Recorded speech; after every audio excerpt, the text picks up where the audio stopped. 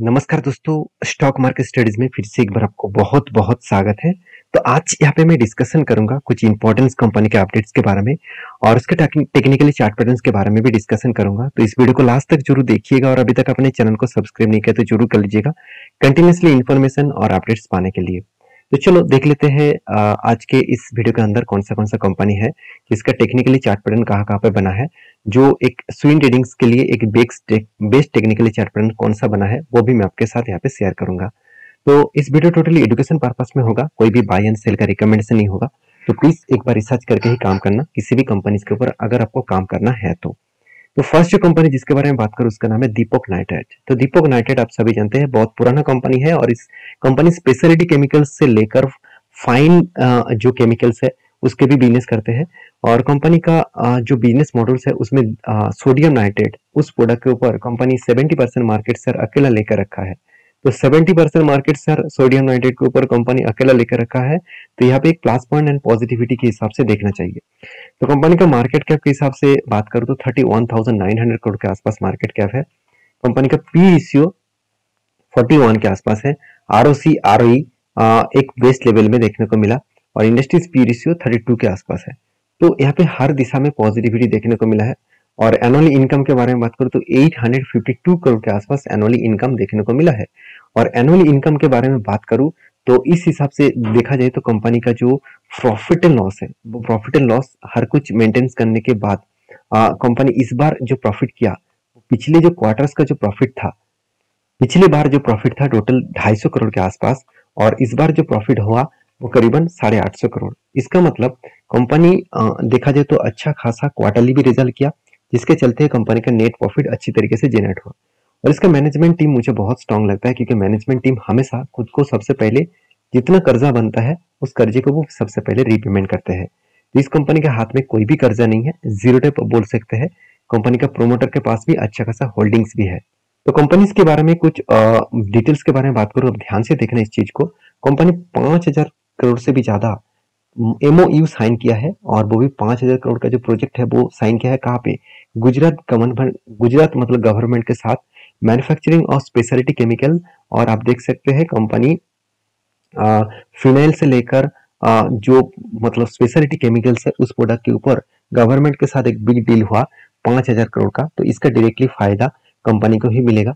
उसके साथ साथ कंपनी ये भी बता रहा है कंपनी जो वैल्यू चेन है और जो वैल्यू चेन है इस प्रोजेक्ट के ऊपर वो इन्वेस्टमेंट करने वाला है करीबन 2,000 करोड़ के आसपास। तो कंपनी खुद के बिजनेस को बढ़ाने वाला है, खुद का कैपेक्स बढ़ाने वाला है। और कंपनी ये भी बता रहा है कि कंपनी इंडियन केमिकल इंडस्ट्रीज में including Deepak Nitrate was impacted by the additional supply from China and global जो डिस्टॉकिंग इन्वेंटरी है वो एक्चुअली स्लो डाउन में है क्योंकि यूरोप देखिए इन द यूरोप जोन, क्योंकि यूरोप जोन में जो इसका केमिकल की जो डिमांड है वो सिर्फ इसी कंपनी के ऊपर नहीं, सारे के सारे केमिकल सेक्टर के ऊपर जो है डिमांड स्लो डाउन में कम देखने को मिला क्योंकि चाइना जो है वो ज्यादा प्रोडक्ट सप्लाई करने के लिए। तो इसी के चलते है कंपनी का जो प्रॉफिट अर्निंग रेशियो है और कंपनी का जो प्रॉफिट रेशियो है वो कम होता देखने को मिला इस बार, क्योंकि पिछले बार 250 करोड़ का प्रॉफिट हुआ था, इस बार 150 करोड़ का प्रॉफिट हुआ। तो मेरे कहने का मतलब है कि जब इकोनॉमिकली क्राइसिस देखने को मिलता है, जो इकोनॉमिकली बिजनेस का ग्रोथ सिर्फ पूरा के पूरा सेक्टर के कम देखने को मिलता है, तो वहां पे एक बेस्ट अपॉर्चुनिटी है क्योंकि इस तरीके से परफॉर्मेंस ऑटो सेक्टर के ऊपर भी हुआ है, आईटी सेक्टर के ऊपर भी हुआ है और भी बहुत सारे सेक्टर के ऊपर देखने को मिला। तो जब जब इस तरीके से क्राइसिस देखने को मिलता है और कंपनी का परफॉर्मेंस अगर सही में ठीक ठाक है तो उस कंपनी के ऊपर आपको सही टाइम में निवेश करने का मौका दिया जा रहा है। तो रिजर्व भी लगातार बढ़ते गए, कर्जा एकदम नाक के बराबर होता गया, फिक्स एसेट भी बढ़ता गया, कंपनी के एक्स्ट्रा पैसा भी कंपनी प्रोसेसिंग में लगाया, अच्छा खासा पैसा लगाया। तो इसके चलते ही कंपनी के ऊपर एक अच्छा खासा यहाँ पे ग्रोथ देखने को मिलने का चांसेस है। तो कंपनीज के ऊपर लास्ट कुछ और डेज में कंपनी के ऊपर जो डिलीवरी है कंटिन्यूसली यहाँ पे डिलीवरी उठाया जा रहा है। तो जंप इन डिलीवरी इसका मतलब रेजिंग डिलीवरी, इसका मतलब क्या है, कंटिन्यूसली बाइंग किया जा रहा है, हर दिन में कंटिन्यूसली बाइंग किया जा रहा है। तो इसका बाइंग ज्यादा होने के कारण कौन सा है वो आपको टेक्निकली चार्ट पैटर्न में दिखाऊंगा। देखिए टेक्निकली चार्ट पैटर्न्स के बारे में बात करूं तो कंपनी ने एक अच्छा खासा रिवर्सल किया और मैंने आपको ये भी मेंशन किया था कि कंपनी एक रेंज के ऊपर फंसे हुए है, जिस रेंज को ब्रेकआउट करेगा तो एंटी लेवल्स बनेगा। तो यहाँ पे रेंज आउट ब्रेकआउट किया, रिट्रेसमेंट किया, फिर से ऊपर गया। तो कंपनी यहाँ पे क्या बनाया, एक कफ और उसके बाद एक हैंडल बनाया। तो cough with handle pattern create हुआ और यहाँ पे देखिए ब्रेकआउट भी हुआ, इस कैंडल ने ब्रेकआउट भी दिया और इस कैंडल ने कंफर्मेशन भी दे दिया। इसका मतलब एक एंटी लेवल यहाँ पे बन चुके हैं और एंटी लेवल का जो टारगेट है 23 के आसपास टारगेट बनेगा। ऑलमोस्ट टारगेट निकल के आ रहा है 2800 के आसपास। तो 2800 के आसपास यहाँ पे टारगेट निकल के आएगा, तो मेरे हिसाब से एक बेस्ट टारगेट लेवल यहाँ पे देखने को मिल सकता है। तो बाकी मैं तो एंटी ले चुका हूँ, आपका क्या राय है और इस कंपनी के ऊपर आपका क्या डिसीजन है मुझे जरूर कमेंट्स करना। और हाँ, ये कोई रिकमेंडेशन नहीं है, मेरा काम है सारी चीज़ों को सिखाना, कोई भी रिकमेंडेशन करना मेरा काम नहीं है। आपको अगर काम करना ही है इस कंपनी के ऊपर तो प्लीज़ आपके रिस्क के हिसाब से, आपके कैपिटल मैनेजमेंट के हिसाब से काम करिए। तो नेक्स्ट जो कंपनी जिसके बारे में बात करूँ उसका नाम है बीएससी लिमिटेड, जिसके ऊपर मैंने बहुत पहले से एक ट्रेड आपको मेंशन किया था और ट्रेड बहुत शानदार तरीके से अचीव भी हो रहा है, बहुत शानदार तरीके से ग्रोथ भी हो रहा है। तो इस कंपनी के बारे में एक बात मैं बता दूं, कंपनी मार्केट कैप के हिसाब से एक बेस्ट कंपनी है और आज कंपनी का मार्केट कैप टॉप लेवल्स में है क्योंकि कंपनी का प्राइस लगातार हाई होता जा रहा है। कंपनी 52 एक हाई नहीं, कंपनी लाइफ टाइम हाई के ऊपर है। और लाइफ टाइम हाई में यही बता रहा हूँ कि लाइफ टाइम हाई कहना गलत होगा क्योंकि कंपनी फेस वैल्यू 2 रुपीज है, मतलब कंपनी स्प्लिट भी किया है। तो मैं जरूर कहूंगा कंपनी टॉप लेवल में है आज, क्योंकि प्रीवियस जो हाई लेवल था उस लेवल को भी कंपनी ब्रेकआउट करके ऊपर ट्रेड कर रहा है। तो कंपनी इस तरीके से ट्रेड होने के पीछे कारण यही है कि इकोनॉमिकली इंडिया का ग्रोथ हो रहा है, तो हर दिशा में देखा है तो इंडिया के ग्रोथ होने वाले हैं। और सिर्फ इंडिया नहीं, बाहर की बड़े बड़े जो इन्वेस्टर है, बड़े बड़े जो रिसर्च टीम है, उसके साथ साथ बड़े बड़े कंपनी जैसे अमेजन के जो ओनर जेफ बोजेस, साथ ही साथ एलन मार्क्स, इस सारे व्यक्ति ने एक ही बात कहा है कब, क्योंकि अपकमिंग कुछ ईयर्स इंडिया के लिए है, क्योंकि इंडिया का ग्रोथ होने का चांसेस बहुत ज्यादा है। उसके साथ साथ India third economically third largest country बन सकते हैं जीडीपी के हिसाब से। तो फर्स्ट नंबर है यूएस, सेकेंड पोजीशन में है चाइना, थर्ड पोजीशन में इंडिया आ सकते हैं, क्योंकि उससे पहले जर्मनी और देखा जाए तो जापान है, तो उसको भी ओवरटेक जरूर करेंगे क्योंकि यूके को तो ओवरटेक ऑलमोस्ट कर ही चुके हैं। तो मेरे हिसाब से इकोनॉमिकली ग्रोथ होगा तो हर दिशा में देखा जाए तो इस तरीके से कंपनी का ग्रोथ होगा, जो फाइनेंस सेक्टर के साथ जुड़े हुए हैं, जो स्टॉक ब्रोकिंग के साथ डायरेक्टली जुड़े हुए हैं। तो आप अगर देखेंगे तो 2.5% इंडिया में लोग स्टॉक मार्केट में डायरेक्टली इन्वेस्ट करते हैं, जहाँ पे यूएस में 55% लोग डायरेक्टली स्टॉक मार्केट में निवेश करते हैं। तो दोनों में अंतर कितना है आप देख सकते हैं। तो मैं एक चीज आपको यहाँ पे बोल सकता हूँ, कंपनी का जो परफॉर्मेंस है वो कुछ इस तरीके से देखने को मिला, कंटिन्यूसली कंपनी प्रॉफिट जनरेट किया और इस बार तो सारे हद पार कर दिया, 400 करोड़ तक कंपनी प्रॉफिट जनरेट किया। तो यहाँ पे क्वेश्चन आएगा कि 400 करोड़ प्रॉफिट कहाँ से हो गया। देखिए कंपनी को एक्स्ट्रा जो बेनिफिट मिला 430 करोड़ के आसपास, वही पैसा ऐड होकर बन चुके हैं 440 करोड़। तो कंपनी के ऊपर इन्वेस्टर भी देखिए यहाँ पे देखने को नहीं मिलेगा, मैं यहाँ पे आपको दिखा देता हूँ। तो एज ए इन्वेस्टर किस तरीके से यहाँ पे इन्वेस्ट कर रहे हैं वो देखिए। शेयर होल्डिंग पैटर्न्स के बारे में बात करूँ तो आप एक चीज यहाँ पे मेंशन कर दो, देखिए अब तो सबसे ज्यादा होल्डिंग्स पब्लिक के पास है, आदर्श के पास भी होल्डिंग्स है, प्रोमोटर के पास छोटा मोटा मतलब ना के बराबर, प्रोमोटर के पास कोई होल्डिंग ही नहीं है, जीरो होल्डिंग्स है। म्यूचुअल फंड वाले और एफआईएस के पास भी होल्डिंग्स है। और आप कहेंगे सर म्यूचुअल फंड तो शेयर बेच रहे हैं और डीएस मतलब जो एफआईएस है वो धीरे धीरे करके माल खरीद रहे हैं, तो क्या कंपनी सही में सही दिशा में जा रहा है? मेरे हिसाब से तो सही दिशा में जा रहा है। आपके हिसाब से अगर सही दिशा में नहीं है तो मुझे जरूर कमेंट्स करके बताना। तो मैं इस कंपनी के ऊपर लॉन्ग टर्म के लिए बुलिश हूँ और जिस तरीके से कंपनी टेक्निकली चार्ट पैटर्न बना, तो एक कप बना, उसके बाद एक हैंडल बना, छोटा सा हैंडल बना और उस हैंडल को ब्रेकआउट भी किया। जब ब्रेकआउट किया तो ब्रेकआउट एक्चुअली इस कैंडल के ऊपर, इस कैंडल ने ब्रेकआउट किया और यहाँ पे कंफर्मेशन कर दिया। तो मेरा एंटी लेवल यहाँ से है, यहाँ से मतलब है कंपनी मेरे एंटी लेवल 970 रुपीज के आसपास है। तो उसके बाद मेरा जो टारगेट निकल के आ रहा है वो ऑलमोस्ट 1400 रुपीज के आसपास। तो सोचिए कंपनी जिस तरीके से धमाका परफॉर्मेंस कर रहा है, अगर मेरा एंटी लेवल से अगर टारगेट भी मिले, सॉरी मैं एक बार मार्किंग करके देता हूँ, हाँ एंटी लेवल से अगर टारगेट भी मिले और वो भी मुझे कितना टारगेट मिलेगा 45%, मैं छोड़ ही देता हूँ कि मैं अगर मुझे एक साल में नहीं 6 मंथ में अगर इस कंपनी का टारगेट मिले तो भी बहुत ज्यादा हो जाएगा। तो जिस तरीके से तेजी से भाग रहा है मुझे नहीं लगता 6 मंथ लगेगा, क्योंकि 15 दिनों के अंदर अंदर ऑलमोस्ट 50% से भी ज्यादा टारगेट यहाँ पे अचीव कर चुके हैं।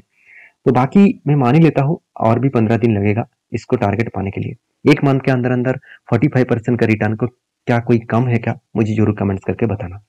नेक्स्ट जो कंपनी जिसके बारे में बात करूँ उसका नाम है संवर्धना मदरसन सुमी इंटरनेशनल लिमिटेड। तो संवर्धना मदरसन सुमी इंटरनेशनल लिमिटेड एक ऑटो इंश्योरेंस कंपनी है और ऑटो इंसुलेटर्स इंडस्ट्रीज में कंपनी का नाम नंबर 1 में है। एक टाइम कंपनी 3rd पोजीशन में आ चुके थे क्योंकि इसका मार्केट शेयर गिर रहा था और फिर से वो मार्केट शेयर को रिकवरी किया और कंपनी फिर से वही लेवल में पहुंच चुके हैं जिस लेवल में कंपनी को होना चाहिए था। कंपनी बोनस देने का बादशाह है। कंपनी कंटिन्यूसली बोनस देते रहते हैं। 1:2 रेशियो का हमेशा आपको बोनस देखने को मिल ही जाता है इस कंपनी के ऊपर। तो कंपनी का पी रेशियो थोड़ा सा इंडस्ट्रीज पी रेशियो ज़्यादा है, फिर भी मैं पी रेशियो को उतना ज़्यादा नहीं कहूँगा क्योंकि कंपनी का जो एवरेज पी रेशियो है वो एक टाइम कंपनी का पी रेशियो कितना था 128 तक चला गया था। तो एवरेज पी रेशियो निकल कर आ रहा है 29 और कंपनी का करंट पी रेशियो देखने को मिला है 40। इसका मतलब कंपनी थोड़ा सा ओवर वैल्यूड तो है ही। तो फिर भी कंपनी का जो जिस तरीके से परफॉर्मेंस हो रहा है उस हिसाब से इसको कंपनी मेजर नहीं करेंगे। मेरे हिसाब से कंपनी कंटिन्यूसली जर्नी जरूर दिखाएगा। कंपनी अच्छा खासा एनुअली इनकम भी कर रहा है, कर्जा भी लेकर रखा है, प्रोमोटर के पास होल्डिंग्स भी अच्छा खासा है, हाथ में कैश भी शानदार है। कंपनी का जो क्वार्टरली जो रिजल्ट है वो मैं आपको दिखा दूं। इस बार हाईएस्ट सेल जनरेट किया पिछले सालों की तुलना से, पिछले लास्ट कुछ जून क्वार्टर की तुलना से, और कंपनी इस बार हाईएस्ट प्रॉफिट भी जनरेट किया। और पिछले सालों में कंपनी सिर्फ 180 करोड़ का प्रॉफिट किए थे और इस बार वो डायरेक्टली प्रॉफिट जाम होकर हो चुके 640-50 करोड़ के आसपास। तो ये जो जर्नी हुआ, इस जर्नी के कारण स्टॉक के ऊपर एक मैसिव जंप देखने को मिला है। कंपनी के बैलेंस शीट के बारे में बात करो तो कंटिन्यूसली कंपनी का रिजर्व बढ़ा और कंपनी का कर्जा भी बढ़ा, फिर भी रिजर्व से 50% कम है कर्जा। एसेट के बारे में बात करो, कंपनी का जो एसेट है वो 23,000 करोड़ के आसपास कंपनी का फिक्स एसेट बन चुके हैं। और सबसे जो मुझे बेस्ट पॉइंट लगा, कंपनी इस बार हाईएस्ट पैसा इन्वेस्टमेंट भी करके रखा, प्रोसेसिंग में पैसा लगा के रखा है और करीबन 1400 करोड़ के आसपास प्रोसेसिंग में पैसा लगा के रखा। वो पैसा आपको नेक्स्ट ईयर में आपको फिक्स एसेट में ऐड होता दिखेगा। तो ये कंपनी इसके लिए एक प्लस पॉइंट है और इसीलिए शायद इन्वेस्टर भी इस कंपनी के ऊपर टिके हुए हैं और खुद का स्टेक बढ़ा भी चुके हैं। एफआईएस ने स्टेक बढ़ाया और टीएस ने छोटा मोटा स्टेक बेचा और पब्लिक के पास भी होल्डिंग्स है और प्रोमोटर ने भी खुद का स्टेक बढ़ाया। तो ओवरऑल इस कंपनी के ऊपर मैं म्यूचुअल फंड वाले के बारे में बात करूं तो कंटिन्यूसली म्यूचुअल फंड वाले ने क्या किया, बाइंग तो किए थे मार्च अप्रैल मई मंथ में, जून जुलाई में छोटा मोटा प्रॉफिट बुकिंग किए, सेल ऑफ भी किए। अगर इसी चीज को मैं चार्ट पैटर्न के हिसाब से दिखा दूं तो आप ध्यान से देखना, चार्ट पैटर्न कुछ इस तरीके से बना, लोअर साइड से कंपनी किस तरीके से जर्नी करके अपर साइड में गया और यहाँ पे इस लेवल से कंपनी रिट्रेसमेंट इसीलिए किया क्योंकि कंपनी एक डब्ल्यू जैसे पैटर्न क्रिएट किया। जब डब्ल्यू जैसे पैटर्न क्रिएट होता है और उस लेवल्स को अगर ब्रेकआउट होता है तो बड़ा सा एक धमाका जरूर देखने को मिलता है। तो मेरे हिसाब से जिस तरीके से जर्नी यहाँ पे देखने को मिला है और जिस तरीके से तेजी देखने को मिला है, मैं जरूर कहूंगा यहाँ पे कुछ टाइम होल्ड किया और उसके बाद ब्रेकआउट भी किया। तो मुझे लगता है कि नेक्स्ट जो लेवल है वो कुछ 122 लेवल तक जरूर वो अचीव कर सकते हैं क्योंकि यही इसका कंपनी का स्ट्रॉन्ग रेजिस्टेंस, उससे भी ज्यादा हो सकता है क्योंकि यहाँ पे मैं टॉप लेवल तक देखूं तो ऑलमोस्ट 130 रुपीज के आसपास जाने का चांसेस है क्योंकि यही लेवल के बाद शेयर के ऊपर बिग क्रैश देखने को मिला था। मतलब यही कंपनी के लिए रेजिस्टेंस कम सप्लाई जोन भी है। तो इस कंपनी के ऊपर आपका क्या राय है मुझे जरूर कमेंट्स करना। और नेक्स्ट जो कंपनी जिसके बारे में बात करूं उसका नाम है पावर ग्रिड। देखिए पावर ग्रिड ने कोविड के बाद एक धमाका परफॉर्मेंस किया, एक लगातार जर्नी दिखाया क्योंकि गवर्नमेंट जब पावर सेक्टर के ऊपर ज्यादा फोकस रखे है और साथ ही साथ पावर सेक्टर का जो डिमांड है वो लगातार बढ़ते जा रहे हैं और अपकमिंग कुछ ईयर्स में और भी बहुत ज्यादा बढ़ने वाला है, डबल से भी ज्यादा बढ़ने वाला है क्योंकि ईवीज तो अभी सिर्फ इंडिया में 3% ही ईवी मार्केट में लॉन्च हुआ है, तो जहाँ पे चाइना में 39% ईवीज मार्केट में चलते हैं। तो सोचिए कितना बड़ा मार्केट अभी भी बाकी है। इस मार्केट को कैप्चर करने के लिए इलेक्ट्रिसिटी की जरूरत बहुत ज्यादा पड़ेगा। तो मेरे हिसाब से पावर ग्रिड के ऊपर फोकस रखिए।